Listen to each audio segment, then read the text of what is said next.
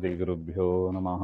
कान्ताय कल्याणगुणैकधाम्ने नवद्युनाथप्रतिमप्रभाय नारायणाय अखिलकारणाय श्रीप्राणनाथाय नमस्करोमि। ಶ್ರೀಮತ್ಸಮಧ್ವವಿಜಯ ನವಮ ಸರ್ಗದಲ್ಲಿ 90ನೇ ಶ್ಲೋಕ. ನಾಪರೇಷು ರತಿಮಾಯಯೌ ಕ್ವಚಿದ್ ಭಾಷ್ಯಮದ್ಭುತಮಿದಂ ಸಶುಶ್ರುವಾನ್ ನಾರವಿಂದಮಕರಂದಮಾಪ್ತವಾನಚ್ಛಪಿಚ್ಛ ಇವ ವಾಂಛತೀತರತ್. ನ ಅಪರೇಷು ರತಿಂ ಆಯಯೌ ಕ್ವಚಿತ್ ಭಾಷ್ಯಂ ಅದ್ಭುತಂ ಇದಂ ಸಹ ಶುಶ್ರುವಾನ್ ನ ಅರವಿಂದಮಕರಂದಂ ಆಪ್ತವಾನ್ ಅಚ್ಛಪಿಚ್ಛಃ ಇವ ವಾಂಛತೀತರತ್.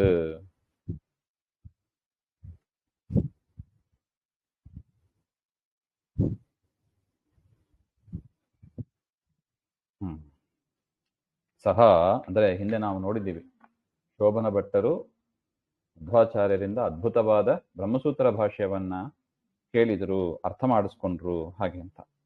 ಸಹ ಶೋಭನ ಭಟ್ಟ ಅದ್ಭುತಂ ಇದಂ ಭಾಷ್ಯಂ ಶುಶ್ರವಾನ್, ಅದ್ಭುತವಾದ ಆ ಶ್ರೀಮದ್ ಭಾಷ್ಯವನ್ನ ಕೇಳಿದರು. ಕೇಳಿ ಅರವಿಂದಸ್ಯ ಮಕರಂದಂ ಪುಷ್ಪರಸಂ ಆಪ್ತವಾನ್, ಆ ಕಮಲದ ಮಕರಂದ, ಆ ಪುಷ್ಪದ ರಸ ಅದನ್ನ ಪಡೆದರು. ಅಂದ್ರೆ ಏನರ್ಥ? ಅದರ ಸಾರವನ್ನ ಅರ್ಥ ಮಾಡಿಕೊಂಡ್ರು. ವೇದದ ಸಾರ ಅರ್ಥ ಆಯ್ತು ಅವರಿಗೆ, ಶಾಸ್ತ್ರದ ಸಾರ ಅರ್ಥ ಆಯ್ತು. ಶಾಸ್ತ್ರ ಏನ್ ಹೇಳಕ್ಕೆ ಹೊರಟಿದೆ ಹಾಗೆ ಅಂತ ನಾವೇನು ಮಹಾಭಾರತ ತಾತ್ಪರ್ಯ ನಿರ್ಣಯ 1ನೇ ಅಧ್ಯಾಯ 2ನೇ ಅಧ್ಯಾಯದಲ್ಲಿ ನೋಡ್ತಾ ಇದ್ದೀವಿ, ಅದೇ ಶಾಸ್ತ್ರದ ಸಾರ. ಅದನ್ನ ಇಡೀ ವೇದಕ್ಕೆ ಅನ್ವಯ ಆಗುವಂತೆ ಅರ್ಥ ಮಾಡಿಕೊಂಡ್ರು ಶೋಭನ ಭಟ್ಟರು. ಸಣ್ಣದಿದೆ 564 ಸೂತ್ರ, ಅದನ್ನ ಇಟ್ಟುಕೊಂಡು ಇಡೀ ವೇದದ ವ್ಯಾಖ್ಯಾನ ಅರ್ಥ ನಿರ್ಣಯವನ್ನ ಮಾಡಲಿಕ್ಕೆ ಆಗ್ತದೆ ಎಂಬ ಒಂದು ವಿಚಾರವನ್ನ ಅವರು ಅರ್ಥ ಮಾಡಿಕೊಂಡ್ರು ಅಂತ ಅರ್ಥ. ಅದು ಹೇಗೆ ಅಂದ್ರೆ, ಅಚ್ಚೌ ಶ್ವೇತೌ ಪಿಚ್ಚೌ ಛದೌ ಯಸ್ಯ ತಾದೃಶಃ ಹಂಸಃ. ಈ ಹಂಸ ಪಕ್ಷಿ ಇದೆ ನೋಡಿ, ಅದರ ರೆಕ್ಕೆ ಅದು ಬಿಳಿ ಇರುತ್ತದೆ, ಬಿಳಿ ಬಣ್ಣದ ರೆಕ್ಕೆಗಳು ಅದಕ್ಕೆ. ಅದು ಇತರತ್ ಅನ್ಯತ್ ಪುಷ್ಪಮದು ನ ವಾಂಛತಿ, ಅದು ಬೇರೆ ಹೂವಿನ ರಸವನ್ನ ಅದು ಬಯಸೋದಿಲ್ಲವಂತೆ.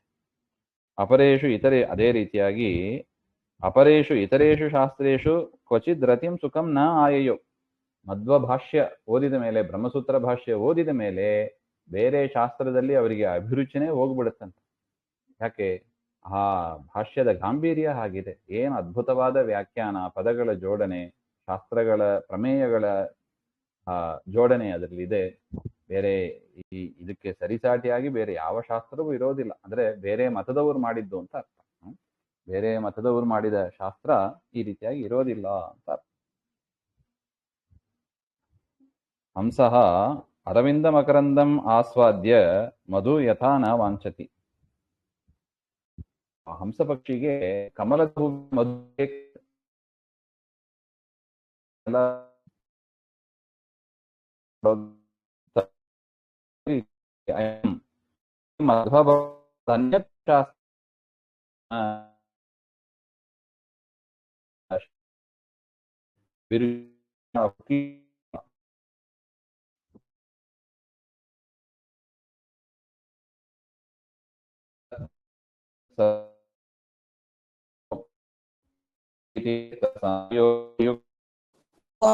ಅಂದ್ರೆ ಸಭಾ ವಾದಿ ವಾದಿಗಳು ದುಷ್ಟವಾದಿಗಳು ಅಂತ ಇರ್ತಾರೆ. ಅವರ ನಂದೈತಿ ನಂದಃ ಆನಂದ ಕಾರಣಂ ತೀರ್ಥಂ ಶಾಸ್ತ್ರಂ ಯಸ್ಯ ತಸ್ಯ ಸಮಯೇ ಶಾಸ್ತ್ರೇ ಉಕ್ತಾಭಿಃ ಯುಕ್ತಭಿಃ. ಶ್ರೀಮನ್ ಮಧ್ವಾಚಾರ್ಯ ಶಾಸ್ತ್ರ, ಅವರ ಶಾಸ್ತ್ರದಲ್ಲಿ ಅಂದ್ರೆ ಆನಂದ ತೀರ್ಥ, ಅದ ಹೆಸರೇ ನೋಡಿ, ಆನಂದ ತೀರ್ಥ, ಆನಂದವನ್ನು ಕೊಡತಕ್ಕ ಶಾಸ್ತ್ರ. ತೀರ್ಥ ಅಂದ್ರೆ ಶಾಸ್ತ್ರ ಅಂತ. ಆನಂದ ತೀರ್ಥ ಅಂದ್ರೆ ಆನಂದವನ್ನು ಕೊಡತಕ್ಕ ಶಾಸ್ತ್ರ. ಆ ಶಾಸ್ತ್ರದಲ್ಲಿ ಶ್ರೀಮನ್ ಮಧ್ವಾಚಾರ್ಯರು ಏನೇನು ಯುಕ್ತಿಗಳನ್ನೆಲ್ಲ ಹೇಳಿದ್ದಾರಲ್ವಾ, ಆ ಯುಕ್ತಿಗಳಿಂದ ಸಭೆಗಳಲ್ಲಿ ಪರವಾದಿಗಳನ್ನ ವಿಷಕಲಯ್ಯ ನಿರಾಕರಣೆ ಮಾಡಿ ತಾನ್ ಸ್ವನಿರಾಕೃತಾನ್ ವಾದಿನಃ ಸಮಾಕ್ರಮ್ಯ ಉಚಿತಾಂ ವಾಚಂ ಉದಾಹರತ್. ಆ ರೀತಿಯಾಗಿ ಸಭೆಗಳಲ್ಲಿ ಪರವಾದಿಗಳನ್ನೆಲ್ಲ ನಿಗ್ರಹ ಮಾಡಿ ಸೋಲಿಸಿ ಆ ಸಭೆಯಲ್ಲಿ ಸಭಾ ಯೋಗ್ಯಾಂ ವಾಚಂ ಉದಾಹರತ್, ಯೋಗ್ಯವಾದ ಮಾತುಗಳನ್ನ ಸಭೆಗಳಲ್ಲಿ ಹೇಳಿದರು ಅಂತ. ಮಧ್ವಾಚಾರ್ಯರ ಯುಕ್ತಿಗಳನ್ನ ಬಳಸಿ ವಾದಿಗಳನ್ನ ಸೋಲಿಸಿ ಅಲ್ಲಲ್ಲಿ ಸಭೆಗಳಲ್ಲಿ ಆ ಶೋಭನ ಭಟ್ಟರು ಒಂದು ಉಪನ್ಯಾಸವನ್ನ ಹೇಳಿದರು. ಅದೇನು ಉಪನ್ಯಾಸ ಹಾಗೆ ಅಂತ ಮುಂದೆ ಬರುತ್ತದೆ. ಅದನ್ನ ಇಲ್ಲಿ ವಾಚಂ ಉಚಿತಾಂ, ಉಚಿತಾಂ ವಾಚಂ, ಸೂಕ್ತವಾದ, ಅದು ವಿಚಾರ ಮಾಡಬೇಕಾದ ಒಂದು ಮಾತು. ಅಂತಹ ಮಾತುಗಳನ್ನ ಶೋಭನ ಭಟ್ಟರು ಎಲ್ಲಾ ಸಭೆಗಳಲ್ಲಿ ವಾದಿಗಳನ್ನ ಸೋಲಿಸಿ ಆ ಮಾತನ್ನು ಹೇಳಿದ್ರು. ಅದೇನ್ ಮಾತದು? ಶೋಭನ ಭಟ್ಟರು ಮಧ್ವಶಾಸ್ತ್ರ ಕುರಿತು ಏನ್ ಮಾತನ್ನು ಹೇಳಿದ್ರು ಹಾಗೆ ಅಂತ ಮುಂದಿನ ಶ್ಲೋಕದಲ್ಲಿ ಬರುತ್ತದೆ. ಚೂರ್ಣಕೃದ್ ವಿವಿಧ ಶಂಕ ಚೂರ್ಣಕಶ್ಚೂರ್ಣನಾಯ ಬಹುದಾಪ್ಯ ಶಕ್ನುವನ್ ಅತ್ಯಜದ್ ವಿಫಲದಿ ಪ್ರದಕ್ಷಿಣಾವರ್ತವಾರಿಜಮನರ್ಘ್ಯಮಪ್ಯಹೋ. ಚೂರ್ಣಕೃತ್ ವಿವಿಧ ಶಂಕ ಚೂರ್ಣಕಃ ಚೂರ್ಣನಾಯ ಬಹುದಾ ಅಪಿ ಅಶಕ್ನುವನ್ ಅತ್ಯಜತ್ ವಿಫಲದೀಹಿ ಪ್ರದಕ್ಷಿಣಾವರ್ತವಾರಿಜಂ ಅನರ್ಘ್ಯಂ ಅಪಿ ಅಹೋ. ವಕ್ಷ್ಯಮಾನಾರ್ಥೆ ದೃಷ್ಟಾಂತಮಾಹ. ತಾವೇನು ಮಧ್ವ ಸಿದ್ಧಾಂತದ ವಿಚಾರವನ್ನು ಹೇಳಿಕ್ಕೆ ಹೊರಟಿದ್ರು ಅದನ್ನ ಒಂದು ಉದಾಹರಣೆ, ಒಂದು ದೃಷ್ಟಾಂತ ಕೊಟ್ಟು ಹೇಳ್ತಾ ಇದ್ದಾರೆ. ಒಬ್ಬ ವಿವಿಧಾಹ ಉಚ್ಚಾವಚತ್ವೇನ ನಾನಾವಿಧ ಯೇ ಶಂಕಾಹ ತೇಷಾಂ ಚೂರ್ಣಂ ಕರೋತಿ ಇತಿ. ಒಬ್ಬ ಪದಾರ್ಥಗಳನ್ನ ಚೂರ್ಣ ಮಾಡತಕ್ಕವ ಅಂದ್ರೆ ಸುಣ್ಣದ ವ್ಯಾಪಾರ ಮಾಡತಕ್ಕವ ಅಂತ ಹೇಳ್ತಾರೆ. ಅವನಿಗೆ ಒಂದು ಬಲಮುರಿ ಶಂಕ ಸಿಕ್ತಂತೆ. ಬಲಮುರಿ ಶಂಕ ಅದು ಬೆಲೆ ಕಟ್ಲಿಕ್ಕಾಗಲ್ಲ, ಅನರ್ಘ್ಯವಾದದ್ದು, ಪೂಜೆ ಮಾಡಿದ್ರೆ ಹೇರಳವಾದ ಸಂಪತ್ತನ್ನು ಕೊಡತಕ್ಕದ್ದು. ಸಾಮಾನ್ಯ ಮನೆಗಳಲ್ಲಿ ಬಲಮುರಿ ಶಂಕ ಇಟ್ಟು ಪೂಜೆ ಮಾಡೋದು ಉಂಟು, ಸಾಲಿಗ್ರಾಮದ ಜೊತೆಗೆ ಪೂಜೆ ಮಾಡ್ತಾರೆ. ಅಂತ ಬಲಮುರಿ ಶಂಕ ಅವನಿಗೆ ಸಿಕ್ತು. ಅವನು ಸುಣ್ಣ ವ್ಯಾಪಾರ ಮಾಡತಕ್ಕ ವ್ಯಾಪಾರಿ. ಅವನೇನ್ ಮಾಡಿದ? ತೇಷಾಂ ಚೂರ್ಣಂ ಕರೋತಿ, ಚೂರ್ಣಕೃತ್ ನೋಡಿ, ಅವನು ಬರಿತಾರೆ ನೋಡಿ, ತಾಂಬೂಲ ಚವರ್ಣಾಂಗ ಚೂರ್ಣಕೃತ್ ಕಶ್ಚಿತ್ ಪುರುಷಃ.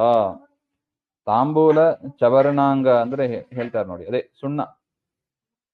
ತಾಂಬೂಲಕ್ಕೆ ಸುಣ್ಣವನ್ನ ಮೆಚ್ಕೊಳ್ಳೋದುಂಟು.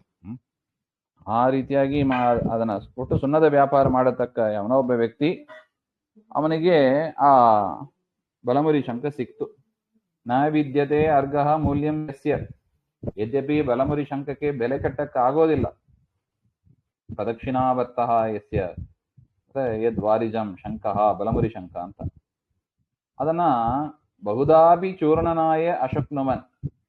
ಅವನು ಭಾರಿ ಪ್ರಯತ್ನ ಪಟ್ಟ. ಇದನ್ನೇನ ಅವನು ಅದನ್ನ ಸುಣ್ಣ ಅಂತ ತಿಳ್ಕೊಂಡ್ಬಿಟ್ಟು ಇದನ್ನ ಹೇಗಾರು ಪುಡಿ ಮಾಡಿ ಇದನ್ನ ಹೇಗಾದ್ರು ಇದನ್ನ ಉಪಯೋಗಿಸ್ಬೇಕು ಹಾಗೆ ಅಂತ, ತನ್ನ ವ್ಯಾಪಾರದಲ್ಲಿ ಇದನ್ನ ಉಪಯೋಗಿಸ್ಕೋಬೇಕು ಹಾಗೆ ಅಂತ. ಆದ್ರೆ ಏನ್ ಮಾಡೋದು?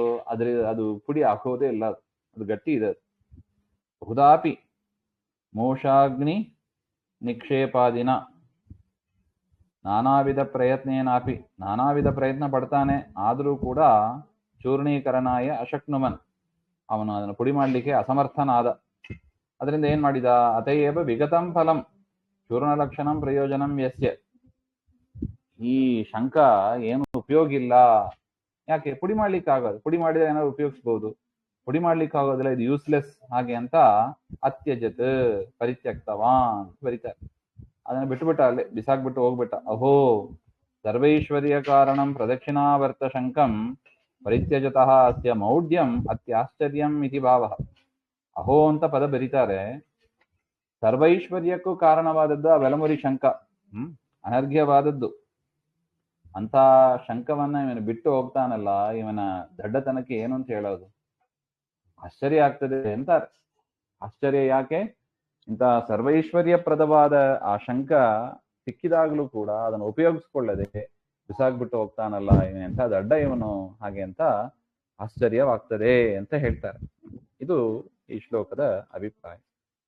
ಮತ್ತೆ ನೋಡೋಣ. ಶ್ರೀಮಧ್ವಾಂತರ್ಗತ ಶ್ರೀಕೃಷ್ಣ ಅರ್ಪಣಮಸ್ತು. ಶ್ರೀ ಹರೇ ನಮಃ. ಇದು ಎಕ್ಸಾಂಪಲ್